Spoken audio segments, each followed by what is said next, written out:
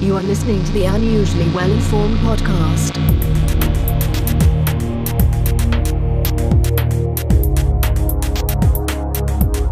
Welcome to the Unusually Well-Informed podcast. I'm your host, Tim Hampton. My unusually well-informed guest today is Dennis Geelen. Dennis is founder of Zero In, a customer experience and innovation consulting company.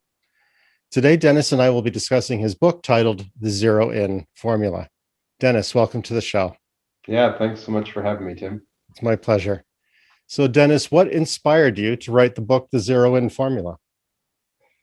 Short answer, COVID.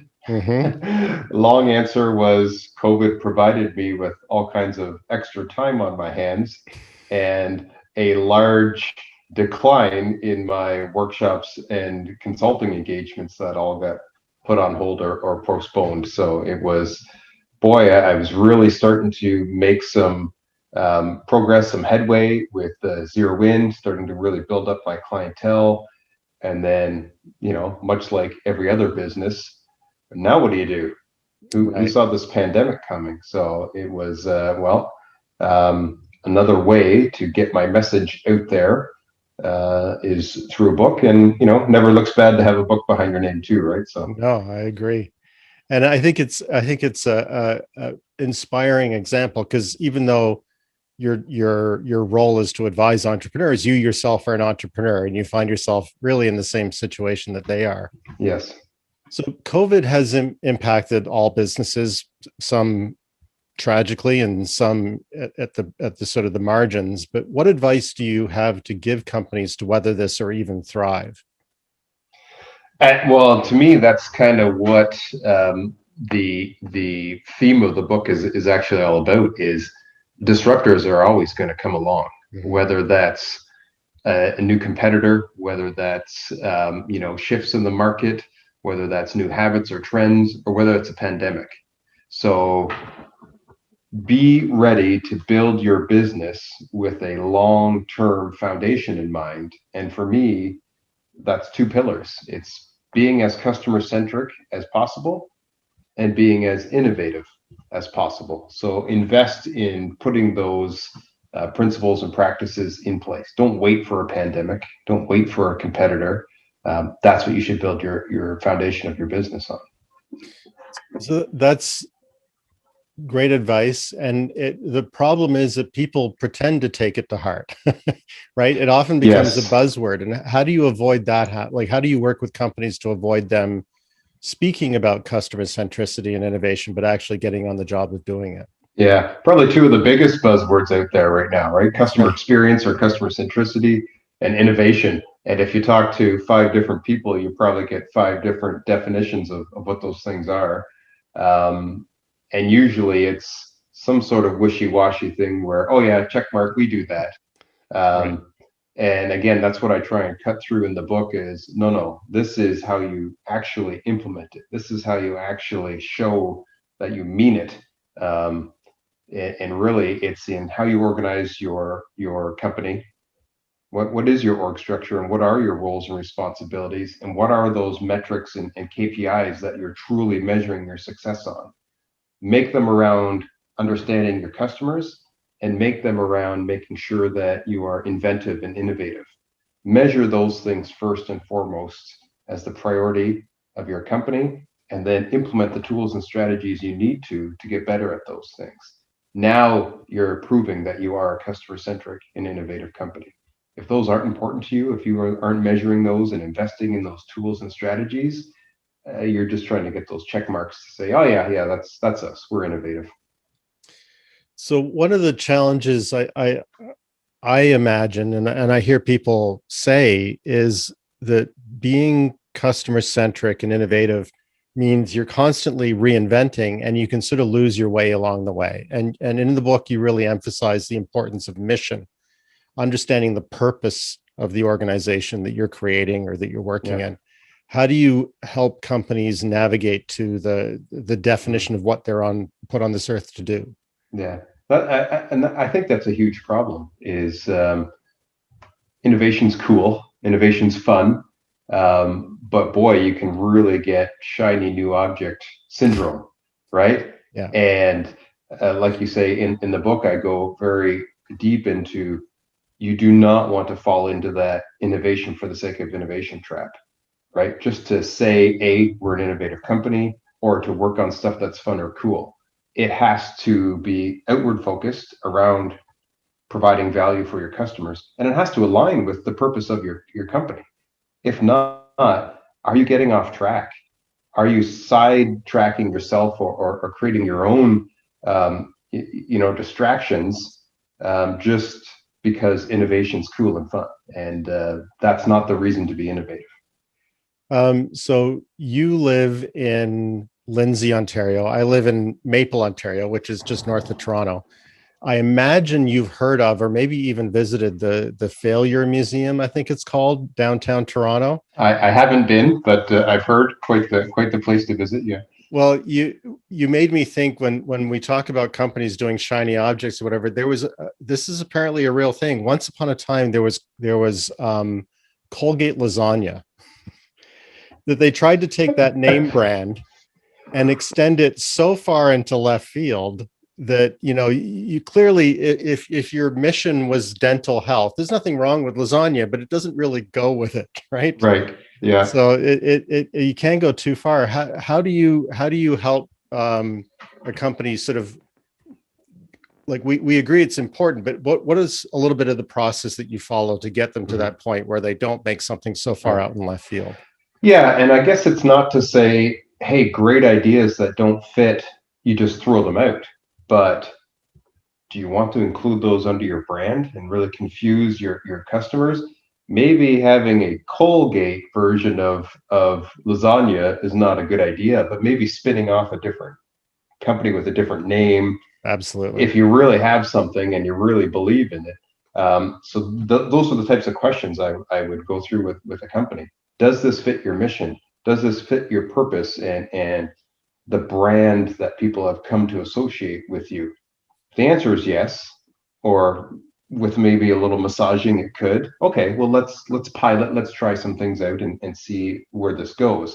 If the answer is no, then you have to decide, are we spinning this off? Do we still think it's a good idea to invest in, and maybe it becomes a new company down the road? Or a new arm of the company, or something? Or, boy, this is just right out of our wheelhouse, guys, and we shouldn't be touching this, right? So just stopping to have those some of those critical questions answered, with, is this part of your mission, is not a bad thing to be doing before you jump in with both feet.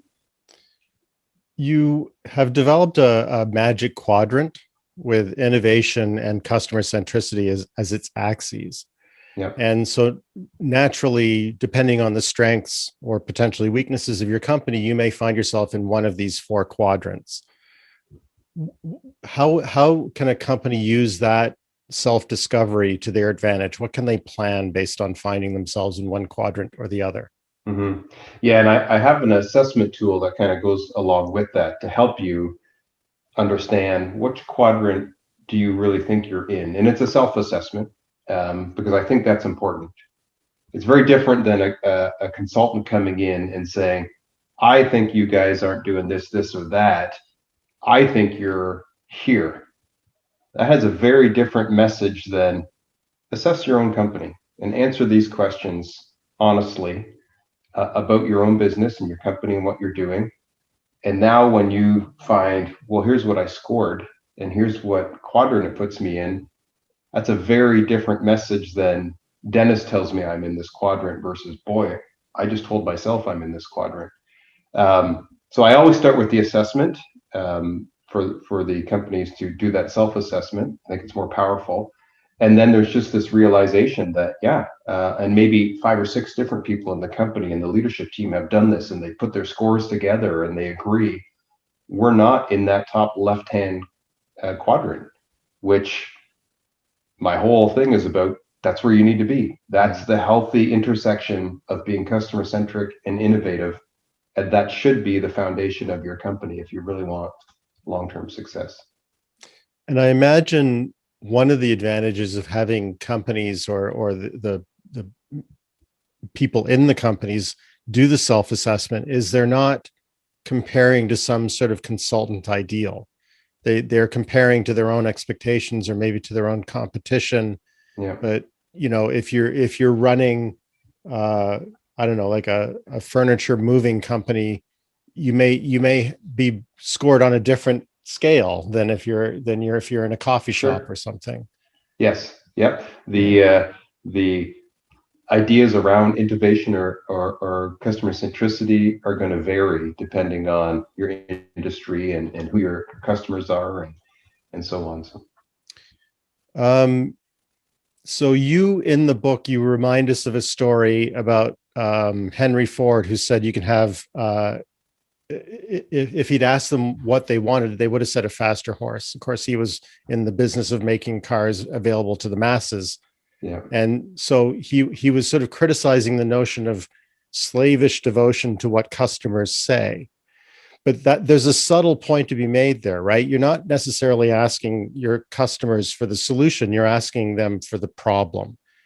How do you make sure that we stay in love with the problem long enough to find the right solution? Yeah, it's a quote I think that has been used many times, and I think if you look it up, there's even debate over whether Ford actually even said that. Yeah, but it's a great quote. A good story. So you got to use it. Yeah, yeah. But I think the point there is, there is, like you say, a distinct difference between asking somebody, "Hey, what do you want, or what would make this better?" They're going to go into solution mode. And most people just aren't good at coming up with solutions on the spot. Mm-hmm. Even if they think they are, even if they think they know what they want, they're looking at it from their own bias, their own assumptions, their own experiences. So if you take the Henry Ford example, people didn't know that there was such thing as a combustible engine and the potential for an automobile. So I need a faster horse. I'm putting that in the context of what I know is today I ride on horses or ride behind a horse. I need my horse to go faster. When really the problem is I have to get from A to B faster than I do today. And boy, it'd be nice if there was a little more protection, less chance of having to stop because my horse has to, eat or rest or whatever. That's the information you really want to dig down to. And that takes a very special approach and techniques to be able to collect that information, interpret that information, and then do something with that information to come up with a solution. Right. Really different than, hey, what do you want? And it's a reminder that even though we co-create with our users, we can still be experts, right? We still know what's possible. Because another person who is quoted often, I forget what the particular quote is. You did mention it in the book, but Steve Jobs talking about, rarely does the user know what they need, but they do know what they want. So you can ask what they want, and then you can come up with what they need. So if they'd asked me when I had a BlackBerry, I might have said a bigger backspace key, right? I may not have realized the flexibility that would come with a full screen. So yeah, it's a relief that we don't have to give up everything in the co-creation process, that you still bring value. Yeah, exactly. As the company principal. And I think Jobs is probably a great example too of there are very different ways of going about this. There's the outside in approach. Let's really examine customers and their habits and their trends, and let's ask information, and let's get market research, and let's really use that information to inspire us to now create something that meets their needs. Jobs and I guess James Dyson is another great example of I have an idea and people don't even know they need this yet, right? But I know they do. And I'm going to create this thing that is going to have thousands of songs in your pocket, and people are going to love it. Or I'm going to create this thing that's like a computer in your hand where you can call people and go on the internet, and nobody's asking me for that because they don't even know it's even possible. Right. But I know it's possible, and I know they want it. So it's that outside in versus inside out. But both of them have to start with a very good understanding of people do actually want or need this, whether they're expressing it or not. Can you connect these ideas to Clayton Christensen, who talks about jobs to be done? There's something in there about figuring out what people are trying to get accomplished. Yeah. His book, Competing Against Luck, was one of my favorites. Real eye opener for me, that and he talks about it so much, and I think his milkshake story has probably been played and told so many different times, but it's really instead of asking people, hey, what would make our McDonald's milkshake better, which is kind of that whole thing. If I asked my customers what they wanted, they'd say a faster horse. And that was the approach his consulting company took when they were asked by McDonald's to help make their milkshakes better. Well, let's just ask people. Let's stand outside McDonald's and ask them, hey, what would make that better? Well, does it need to be tastier? Does it need to be thicker? Does it need to be creamier? And they were getting nowhere. And it wasn't until the realization that it was, why are you even buying a McDonald's milkshake, when they started asking that question? And what led you to deciding, I want a milkshake? And then why did you decide you wanted one from McDonald's? And why did you decide that you needed it during this time of day? When they took that very different approach of start asking, what was the job you were actually hiring this milkshake to do for you? That's when the light bulbs started going off.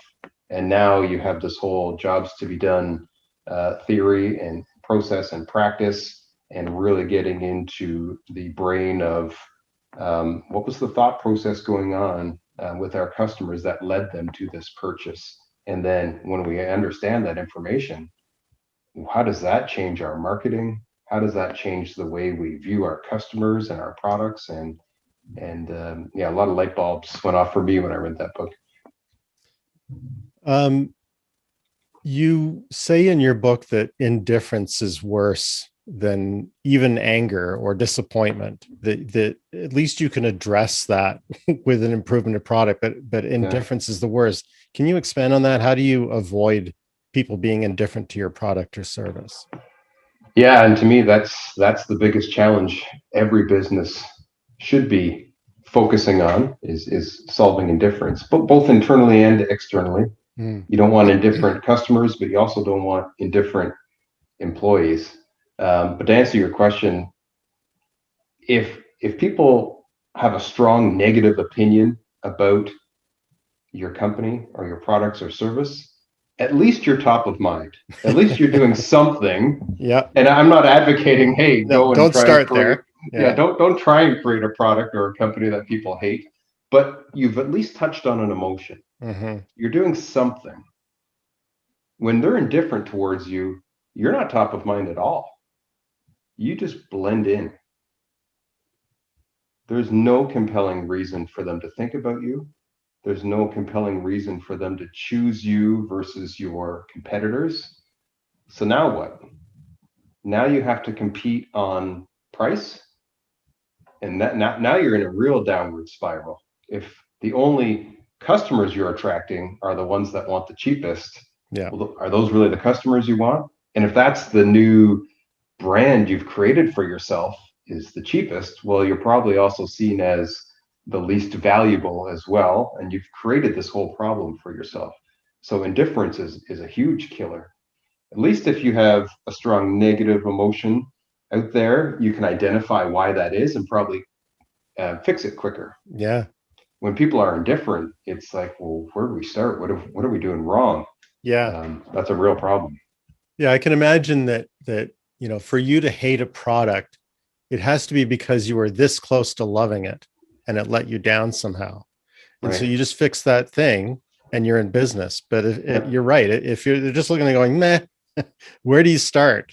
Yeah. It's terrible. Yeah. So speaking of the kind of passion that we want to have, you emphasize the value of customer experience and a spectrum of increased value, all the way from simply providing a commodity all the way up to a transformational experience.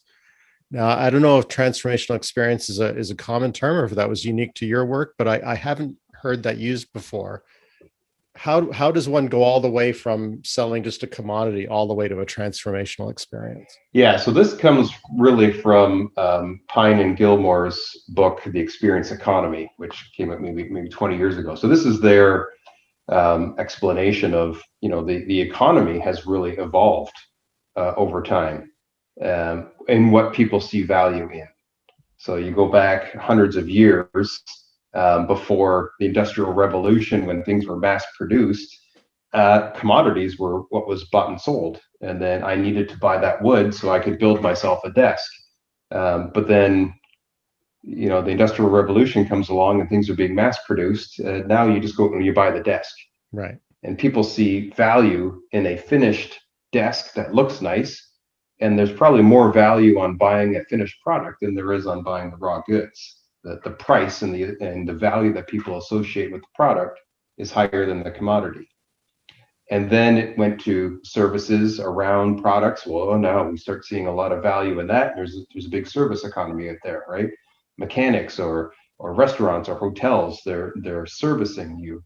And then it evolved into, well, boy, if we can make that an experience that really resonates with people on an emotional level, like going on a vacation or going zip lining or going to the spa, where we're really creating an experience that resonates with you, people see an even higher value in that and will pay more for an exceptional experience.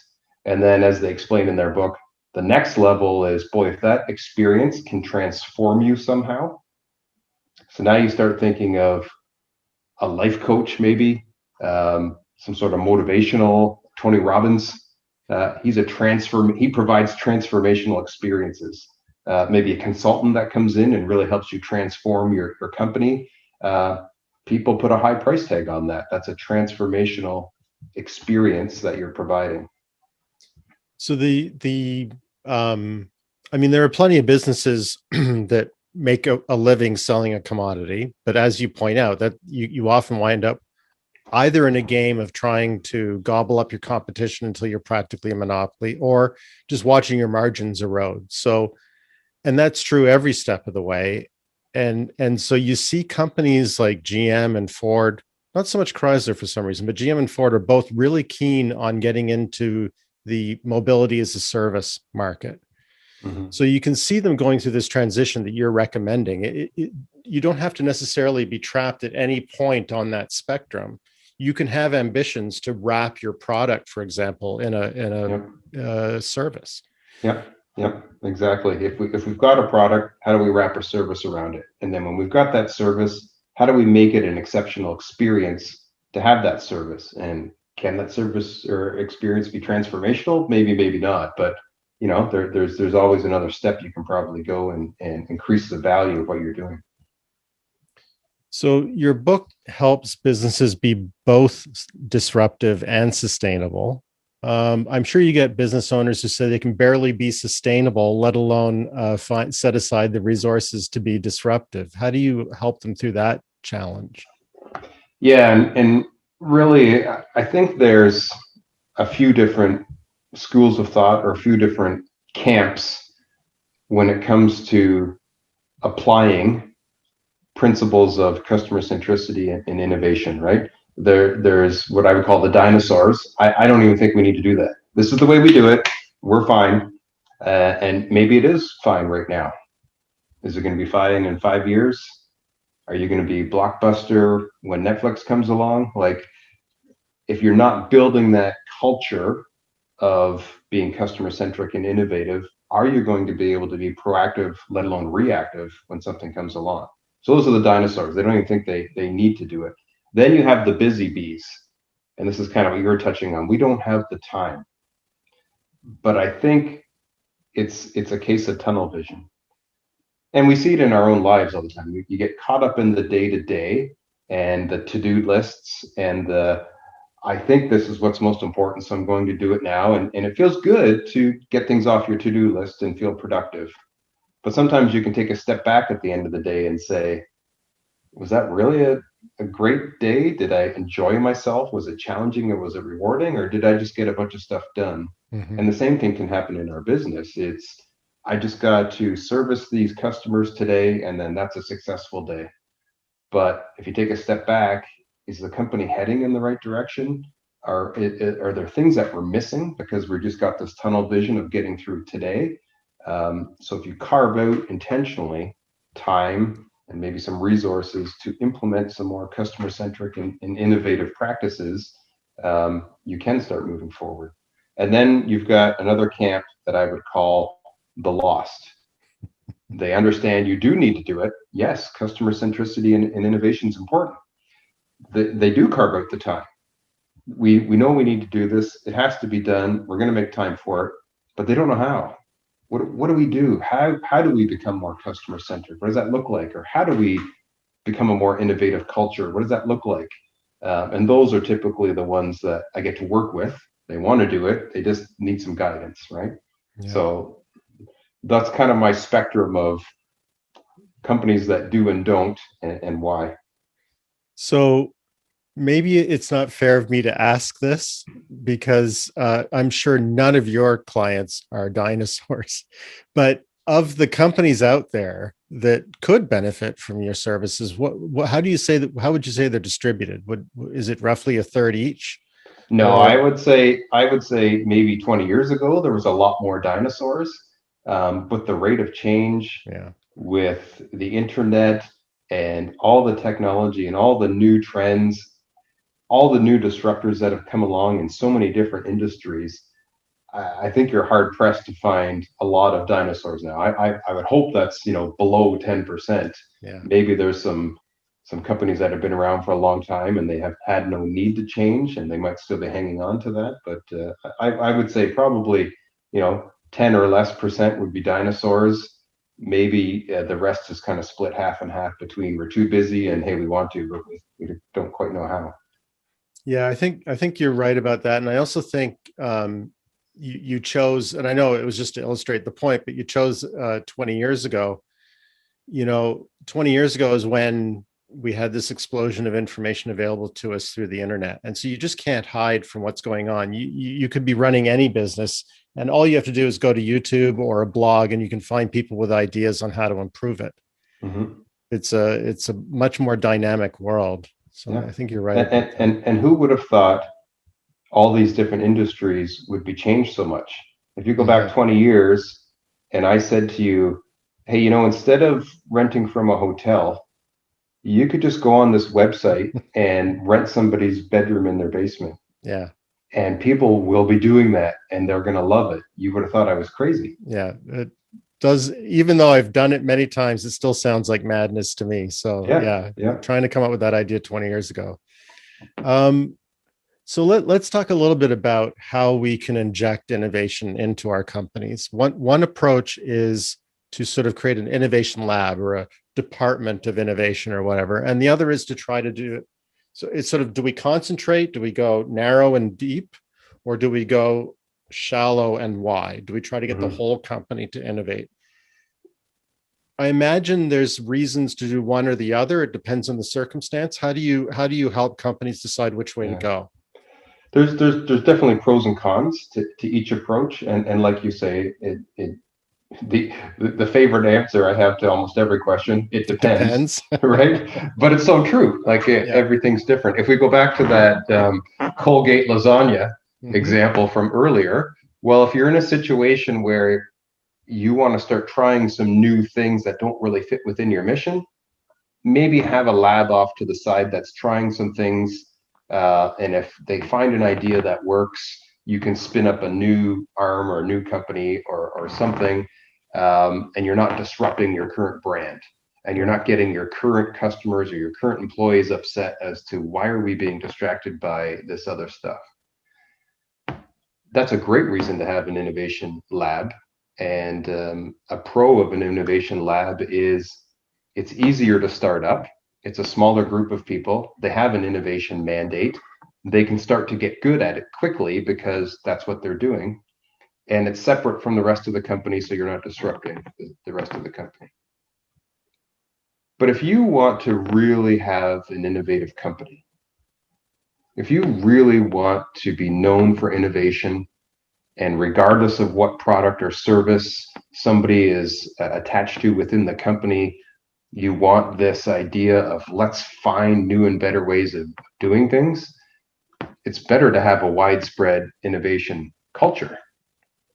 Really hard to get there, much harder to implement than an innovation lab. But if you can get there, and that's kind of what you want to build, that's the way to go. It's going to take time.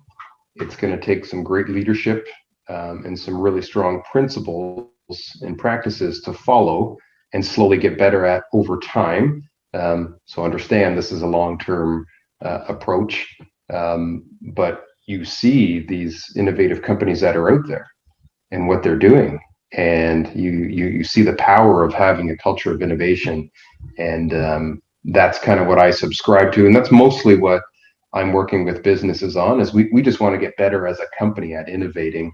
Okay, so let's start with some principles and practices to slowly get better at. So as you were explaining that, I'm a bit of a car nerd, and even more nerdy about how cars are made and how the business is run.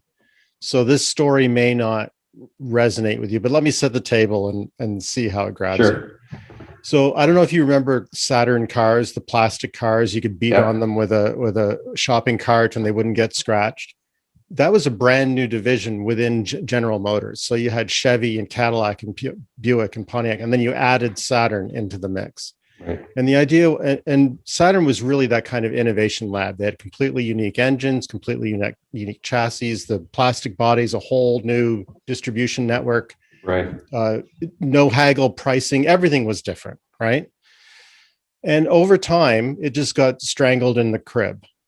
They instead of embracing the lessons that were learned there, they basically just said the next car you have has to be on the same chassis as all the other cars we make. And it just kind of fell apart. But as you were talking, it occurred to me, because that is often cited as an example of, they don't really call it innovation, but really just attempting to compete with Japan, an effort to create something new that failed within an organization. But I'll bet you hundreds of people who worked at Saturn have worked their way up the ladder at General Motors, and they remember the lessons they learned. So it's like Seinfeld says, you can't knock a Coke machine over in one go. You have to rock it a bit. So it makes me think that maybe we shouldn't despair when attempts at innovation don't take right away, that maybe they're, especially in a company with, a long longevity of a car company, maybe it's still worth it. Maybe it creates this culture that will emerge over time. Mm-hmm. Yeah. Some of the best learnings are from things that don't go well. Mm-hmm. If everything goes too easy and too well, are you really learning? Right. So I think it is important to really pause and reflect after each little pilot, after each little thing, whether it goes well or doesn't go well, and probably more importantly, if it doesn't, and really understand why. Was that a system problem? Was that a strategy problem? Was that a thinking problem? Was that an implementation problem? What if we just tweak this? What if we had it done this differently? And don't throw the baby out with the bathwater, right? Like, what are the lessons to take forward with us here? Yeah, and have, if you're going to spend, I think billions, if you're going to spend a large chunk of your company's treasure on an experiment, you really need to know what you want to learn from it, even if you do fail. Yes, I think that's often lacking. It's just the whole thing's chalked up as a failure. We spent all that money and didn't accomplish anything. Well, that's never right. You should learn something from it for sure. Yeah. And I would hope that some of those discussions did happen within the company. Obviously, we're not privy to all the discussions that went down, but I would hope that, there was some of that happened there. So I'm sure you're very familiar with design thinking. So I'm not telling you what it's like, but just to set the table, design thinking is described by Stanford D School as having 5 steps. So there's empathize, define, ideate, prototype, and test. So basically observe your users, try to think through, again, this idea of don't define the solution they want, define the problem they want solved. Think through with your expertise what the possible solutions are, come up with a prototype and try it with the people you're trying to serve. The reason I bring all that up is because you describe 5 principles companies can use to build a culture of innovation. So you're getting really meta here. Mm-hmm. And I don't know if it was deliberate or just instinctive, but there's a real parallel between how somebody can come up with an innovative product and how you advise people to come up with an innovative culture. Yeah. So if your memory's good enough, list the steps you recommend for a company to come up with an innovative culture. Oh boy, you're putting me on the spot. Okay, so well, I can read them out. I think the first one was understand your customers. Exactly. So Right? that maps. Empathy, right? Then your next, empathy, and then in design thinking it was define. Right. Yeah, I'm trying to your remember framework. Your framework says question your assumptions and biases, which is kind of right. You're defining the problem you're trying to address. Yes. And then you go on to say implement diversity and inclusion, which is really what ideation is all about, right? You're trying to come up with solutions or multiple solutions so you can narrow down to one to try. So I thought that was great. And then be agile and develop prototypes, pilots, and minimum viable products. Yeah. It's amazing to me that you've developed a mechanism to build a company that's innovative, that really kind of you can learn a lot from the process of coming up with an innovative product. So walk me through how companies can use this framework. Yeah, and like you said, it's completely inspired by the 5 steps of design thinking, but at a company level now, right? If you really want to create this culture, if you really want to create this mindset, have these principles in place. And the way that companies typically do well at that kind of stuff, when you're defining like maybe your company values or your core, it's not just writing it down and plastering it on posters around the company. It's how do we now embed this in what we do every day, right? So when we say understand our customers, what does that actually look like? Do we actually have people with roles and responsibilities of understanding our customers, jobs to be done type interviews, customer journey mapping, really diving into who are our customers, have we calculated the lifetime value of our different customers or our customer segments to really understand who we're serving and get in the mind of these people? That's what I mean by understand your customers. So make sure you've got, that built into your company. You've got those tools, those roles and responsibilities, those KPIs in place to understand your customers. Question your assumptions and biases is really a habit, I think. I don't know how many times I've been in a meeting where somebody in the room eventually pipes up and says, "Oh, that'll never work. We tried that 5 years ago." Yeah. Great. Now is a perfect time to question our assumptions and biases. Why didn't that work 5 years ago? Kind of what we were just saying before. Was that an implementation problem? Was that a strategy problem? What was it? What could we have done differently? So really start to encourage people to question those things whenever they either find themselves saying those types of phrases or one of their coworkers. And it's okay to question it because that's what we want to do, right? And the diversity inclusion, I mean, 2 other big buzzwords, but what we're really talking about in the context here is we want more perspectives at the table. When it comes to thinking about solving problems, when it comes to brainstorming, when it comes to trying to feed off each other, if you have a room full of people that are from the same part of the company, have been there around the same length of time, have had a very similar experience, do you really think they're coming up with a diverse bunch of ideas? No, like you want people from different parts of the company, different seniority, people who just started and people who've been there for 20 years, people with different backgrounds. Now you start really getting some diverse thoughts and conversations happening only if those people feel like it's safe to do so. And that's that inclusion part. Inclusion, yeah. Right? everybody from the janitor to the CEO should feel like it's okay. Obviously, there's got to be good structure and parameters around this to be able to have an idea. And doesn't mean that idea is automatically going to go into action, but one idea feeds another idea, and you want those different perspectives, and you want people to feel safe to give those ideas. Yeah. Right. So that's the whole diversity and inclusion part. And then, the agile part, that's getting good at going small. Hey, we think we got something. How do we get this out there just to test it quickly, right? Yeah.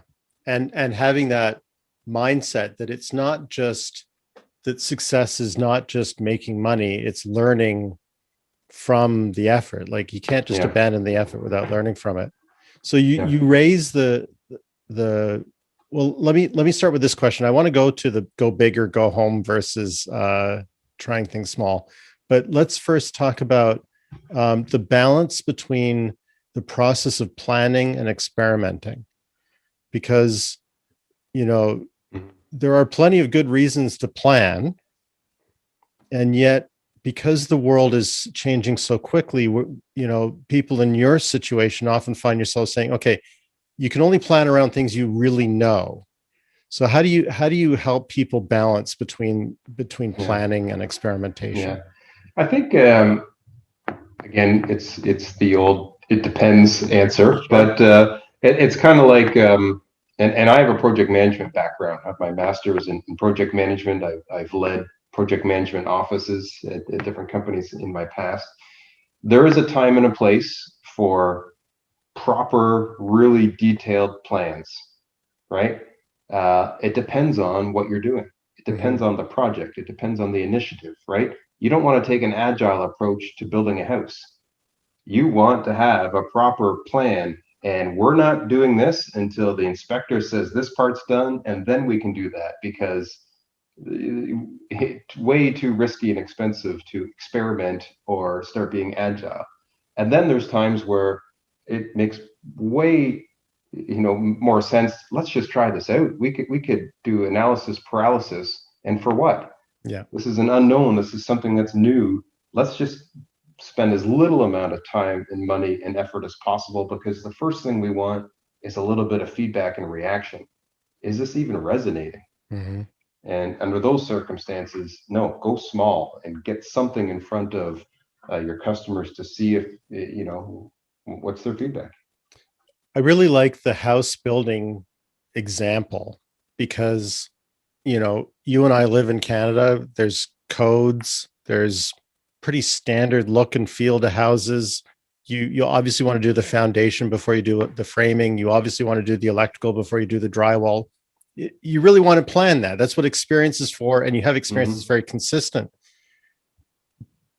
But if you're designing a house that's completely different, then you might want to allow for a little back and forth. And so you have to pay more for different, right? You can't just get there on one swing. You have to be a little bit experimental, but you have to know that that's going to be a tougher road. Yeah.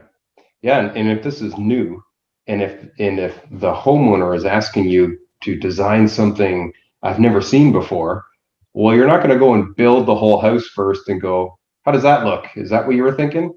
You're going to draw, right, some wireframes and some sketches, and that's your go small version of building a house, right? Let's test out a bunch of ideas with some sketches first before we go spend a bunch of money on concrete and electrical and plumbing. Yeah, for sure. I have a friend who had a reno, and he had this mindset, and he actually went. This is the thing, when you're paying for your own reno, you get to go on the site, right? And he laid out painter's tape all over the place to say that's where the cabinets will be. This is where this door will swing. And he actually discovered, that the way the door interacts with the counter is not going to work here. Yeah. And so they actually had an opportunity to move the wall before it got too expensive. Yeah. So you having that mindset that you don't just have to go from plans all the way to a finished house, as you point out. There can be iterative steps. If you're clever about it, if you really think about the value of doing something that it comes closer, that minimum viable product, that prototype, you can save a lot of money and a lot of grief down the road. Yeah. And usually you'll know that when it's some sort of unknown, right? If this is the same kitchen we've put in 100 times before, Sure. we know what it looks like. We know how it fits. We know how the doors swing. If it's oh boy, this is a new configuration. Maybe we should put some tape on the floor, or draw some wireframes, or try one thing before we put. You have to know, what are we dealing with here? Yeah. So it depends. So I wanted to bring up the point you made in the book, which is, people always want to go big or go home. That, okay, we've made our decision. We're going to close our eyes and go in that direction now, and we're going to invest everything in it. And in the movies, sometimes that turns out, but in real life, that can be a real problem. Do you ever? I'm sure this is a depends. It depends kind of thing again, but let's talk about why it depends and how to choose. Are there occasions when a company really has to go big or go home? Well, it makes for a good story when they do it and it works. I can tell you Sure. that, right? But is there a time when they should do it? I mean, you have to know when to take some calculated risks, and there's going to be information that the leadership has leading up to that decision, maybe some data, maybe some case studies, maybe some whatever. It's still an unknown. It's still a risk. I would never advise just going, oh, this sounds good. Let's go all in. But if your industry is changing and you have to make a pivot, if there's a big disruptor out there like COVID and you have to act fast, take the information you have, get some different diverse perspectives on it quickly, and yeah, you're gonna have to make a quick decision in those times. We talked at the top about how you not only advise entrepreneurs, you are yourself an entrepreneur, and you've actually illustrated this in a couple of ways that I want to get into.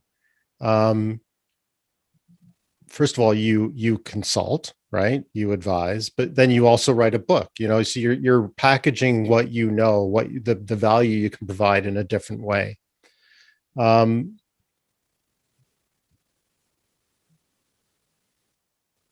and I want to get into there's a couple of other things coming up that I want to talk about that you've done that I Sure. think are really clever ways of packaging.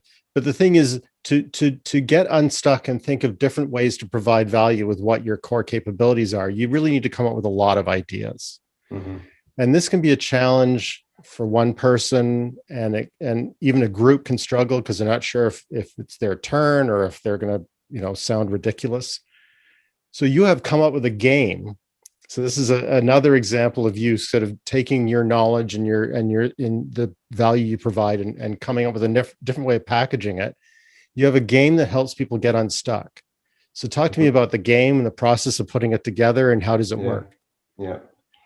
Well, the process of putting it together, that was actually fun and a fun story. So when I first started out with Zero In, I was mostly just doing workshops, right? People weren't familiar enough with me yet to bring me in as a consultant. So to get my name out there, I'll host some workshops that people can come and pay, and I'll make them fun and I'll make them interactive. People will get to know me. They'll get to see what I'm about. Um, and what I found was, boy, I had maybe a handful of ideas for getting people to engage and breaking off into small groups. Um, and I can't keep running those same plays out there every time, right? That's going to get old. And sometimes when I'm explaining a concept, after a while, you can see people like, okay, I think I get it, but their eyes start to gloss over. I needed a way to be more fun and engaging and get this material across.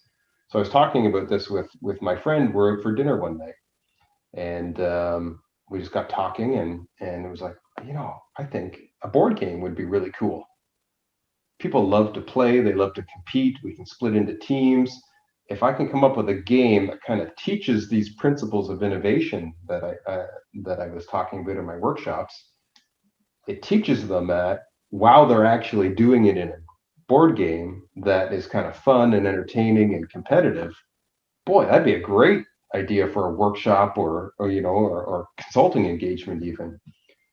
So when I got home that night from dinner, I had a pizza box with me from my leftovers. I opened it up and I kind of sketched out the game. That was my first MVP, Yeah. right? Spent nothing on it and drew it out. I started playing it with just friends and family and kind of worked out what was working, what wasn't. This doesn't make sense, whatever. Adjusted Why the am rules. I greasy? Yeah, exactly. Why am I so hungry for pizza when I'm done playing the game? But that was it. And then I was going through my own process of innovation and iterating while creating the innovation game. So I thought that was kind of a neat story as well. And then it evolved, and as I played it more and more with people, I come up with new versions of the game and new game boards and new rules, and eventually got to a point where, hey, this is in a format I can actually play it now with businesses, and they loved it. So it was me trying to solve a problem. Yep. So I have a couple of, I want to get into some other stuff, but I'm going to move a couple of questions up here because you're kind of a innovation polymath, right? So you've got consulting, you've got workshops, you've got a book, you've got a game. You've also got a video course coming up, or is it in process now? It's out now. Yeah. Yeah. So tell me about that. So probably another COVID related thing. When the book first came out, I still was not able to physically be in front of companies doing workshops, playing the game. I could do all kinds of stuff online, but by this time everybody was pretty much zoomed out, I think was the term, right? Like, who wants to sit on another 2-hour workshop over Zoom? And you can try your best to make those as interactive and fun as possible, but what I was starting to see was people were reaching out to me and saying, if I could just do it in snippets, or if I could just maybe we can't afford you to come in and be like a consultant with us for the next couple of weeks, but we can afford this. I'm like, hey, this is a new problem. How do I solve that? They want it in snippets. They want it smaller price point, but they still want my information. I could take a lot of the stuff I've done in my book and put it into a video course where I'm diving deeper, where there's templates, where there's takeaway exercises, where they can now start to apply this to their business. So I did. And I took my innovation approach. I did a few videos. I got some beta testers to kind of give me feedback on what's working with the course, what's not, what would make it better, and iterated until I got to the point where, okay, I'm ready to actually film the full-on course now, and now it's for sale. I was actually just on a call with a company in Colombia right before this, where 8 people in their organization just finished the course, and they were kind of going over their feedback with me. So fantastic. I'm still wanting to get customer feedback every step of the way. So. Oh, that's fantastic. So how do you host it? Is it what platform are you using? So I did some research there and looked into different ones, and the one I landed on is a platform called Podia, Podia. Okay. It's connected right into my website, though. So you just go to the Zero In website, you go to the courses section, and if you choose to purchase, you wouldn't know it, but now you're in Podia taking the course. So the URL that you have stays even when they're in the course. That's brilliant. Yep. Yeah. Yep. So let's talk about your experience of writing a book, because that can be a daunting task. Many people say they have a book in them, but they never get around to putting it to paper. How did you start?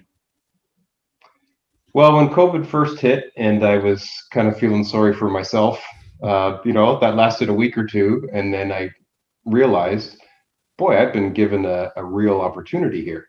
Suddenly I have time. I was in a pretty good financial position with a lot of the consulting work I had done up to that point. So how do I utilize this time? So I reached out to some other consultants. They always say it's nice to, or good practice, to talk to somebody who's 10 years ahead of where you are, where you want to be. So I reached out to some different people, one of them being Charles Green. He wrote a book 20 years ago called The Trusted Advisor. And since then, created a company called the Trusted Advisor Associates and became, quite successful through that. So I was just kind of talking to him, and he said, it was really the book, Dennis, that launched everything. Once he put out the Trusted Advisor book, now he had something different. He had something behind his name, and just having a book, good or bad, gives you some cachet. He's like, he went over with me what I do and how I do it. And he's like, yeah, I could really see that fitting into a book format. And I had several calls with him to pick his brain about the book writing process and the book publishing process and the marketing and promotion process. So he was like a book coach and mentor for me.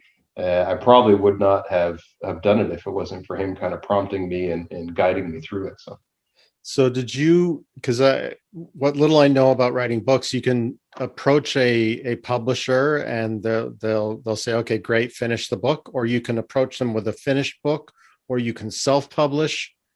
Walk me through the choices you made there. Yeah, so same thing. I reached out to authors and said, and Charles was one of them, what do you suggest? What was your thought process? What was your experience?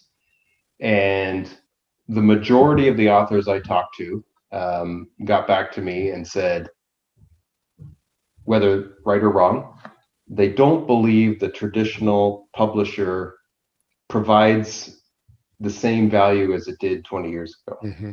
Back then, you had to have a traditional publisher if you wanted to get your book out there and make anything.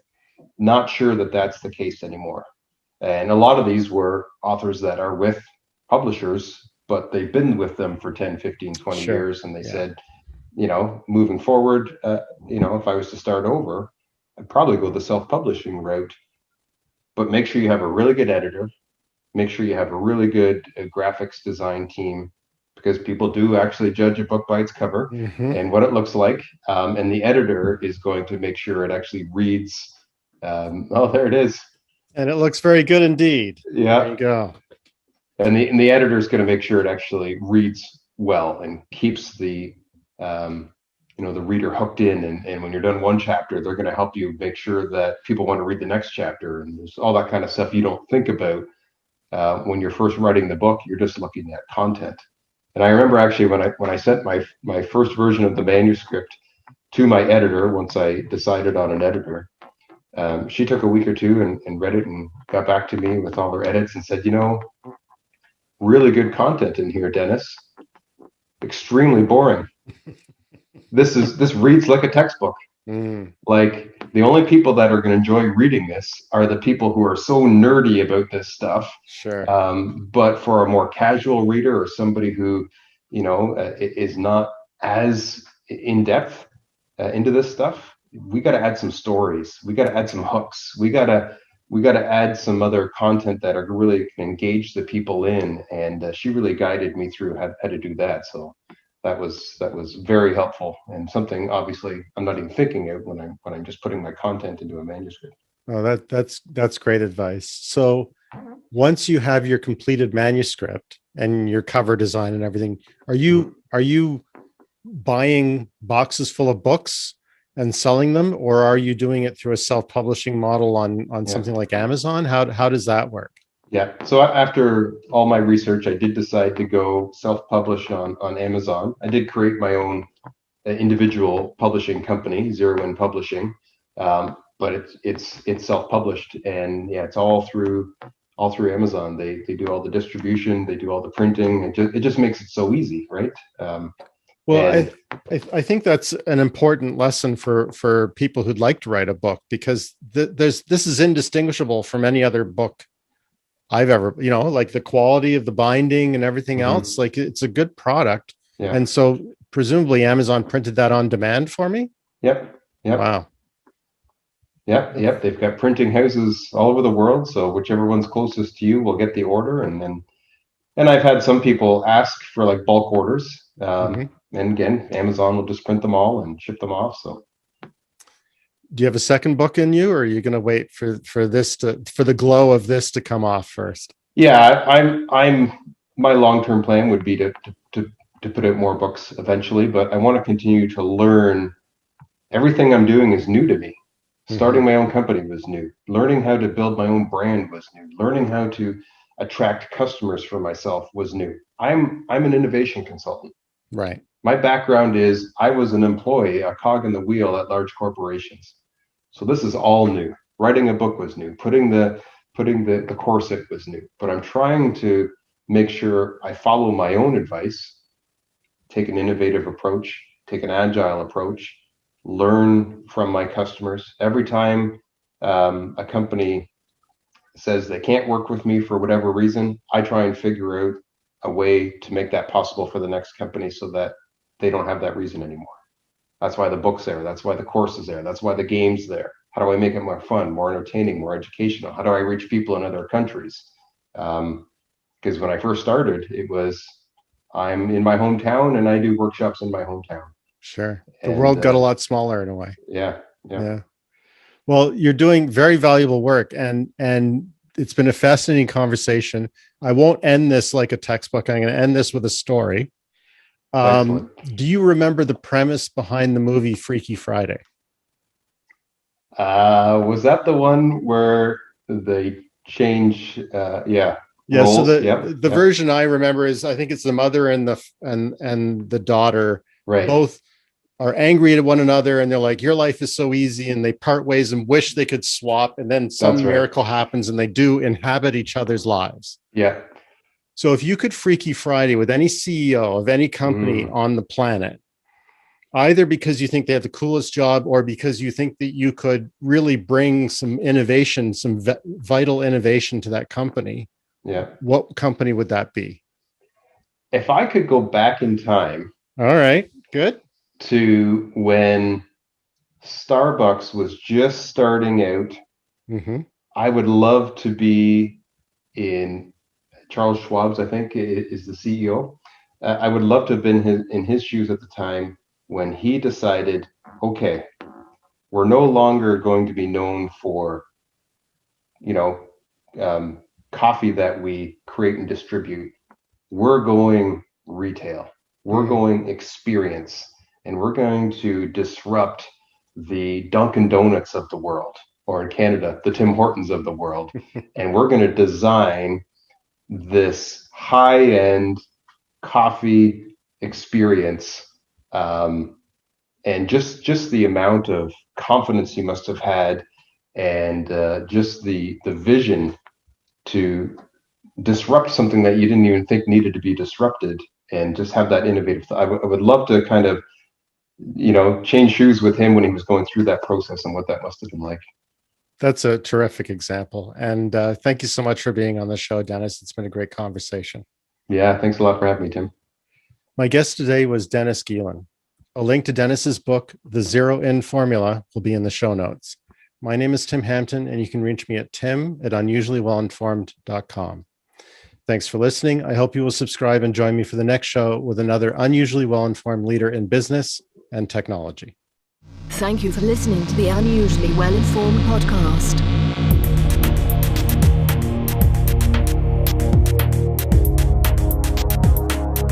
The opinions expressed by the host and guests on the Unusually Well-Informed podcast are their own and do not reflect that of their employer or any other affiliation.